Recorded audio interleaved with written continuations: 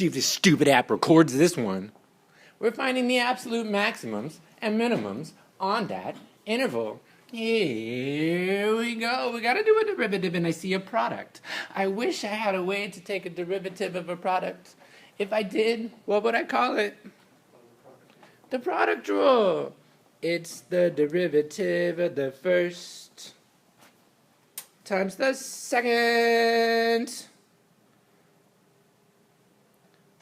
plus the derivative of the second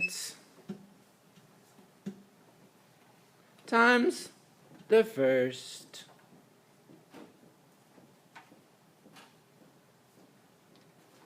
Quick, somebody check that. Is that the derivative? The derivative of the first times the second plus the derivative of the second. No, it's not. What am I missing? I'm missing a 1/2. Yeah. Which is going to kill that too? Yeah. Die to die. There you go. Is that good now? Good job. Oh, thanks. I worked hard on that derivative. So then let me just factor. I'm going to pull that out. That's supposed to be a freaking 4. Get in there. Get in there. Now what? I'm factoring out the smallest power. When I do that,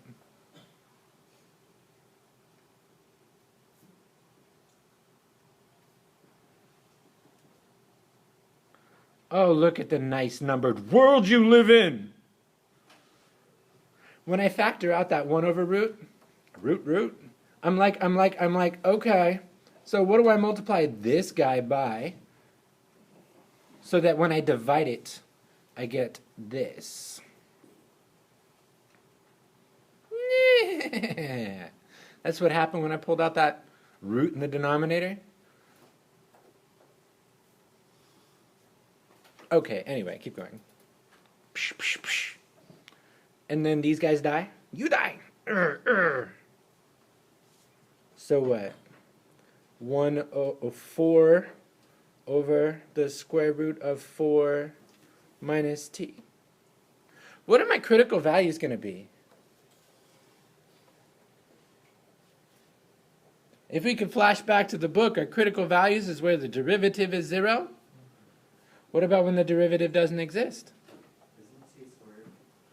Oh, thank you. T squared. What about when the derivative doesn't exist? Oh, gosh. Our critical values are when the function is 0. And well, let's go check. Yeah, so then we consulted the experts. And they said that it's when the derivative is 0 or when the derivative does not exist. Where does this derivative not exist?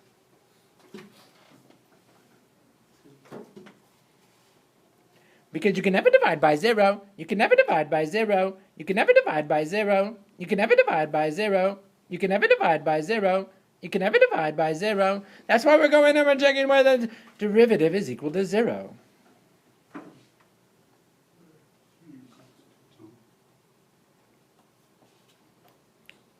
Is it just 2? Yeah, where t is equal to plus and minus 2. But we're only concerned with the ones in that interval. Yeah, okay, sure. So because we're in this interval, we can just throw out the -2. So we have to check the endpoints. We would have had to have checked the endpoints anyways. So let's plug it in, plug it in. When t is equal to 2, then we're checking it in. F of t, that was t, the square root of 4 minus t squared. Damn, really? So then, f of 2, that was 2 times the square root of 4 minus 2 squared, which is what? It's nothing. Is that a min or a max?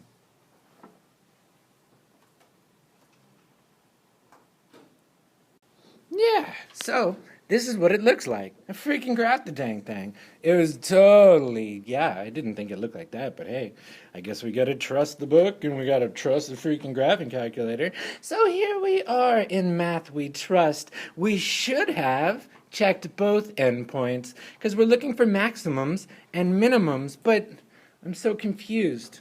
Why didn't that come up as a critical value? It means we must have messed up. Let's look. That's f prime. Did I take my derivative wrong? Yeah.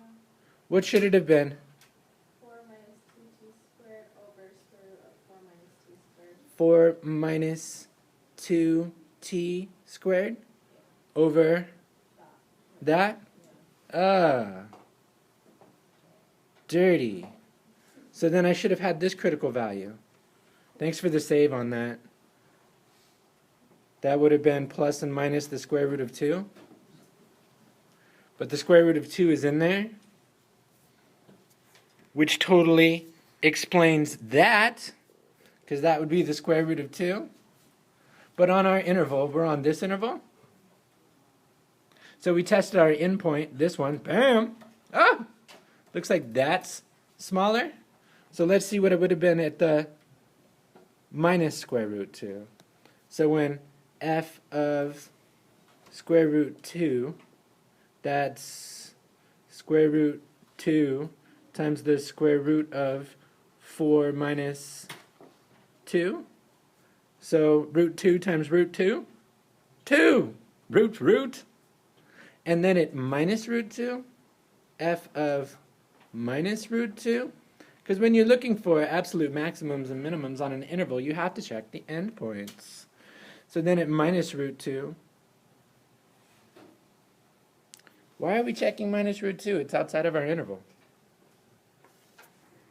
We want this interval. So we want to check the minus 1. Check.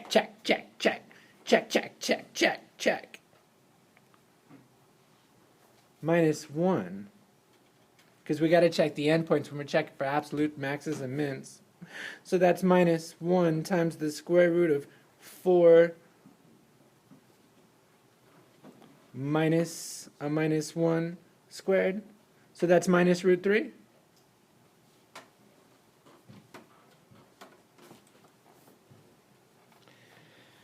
Yeah. So that's what we get when we check the endpoint. So yeah, let's sum it up. What's our max?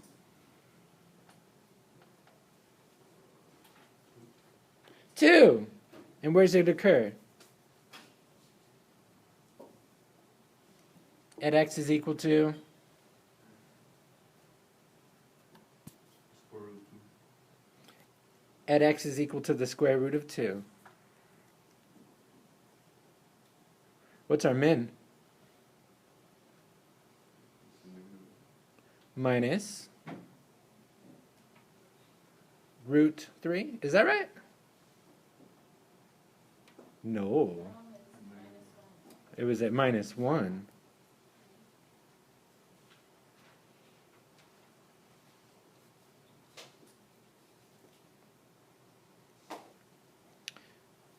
And its value, the minimum was the square root of 3, and it occurred at x is equal to minus 1.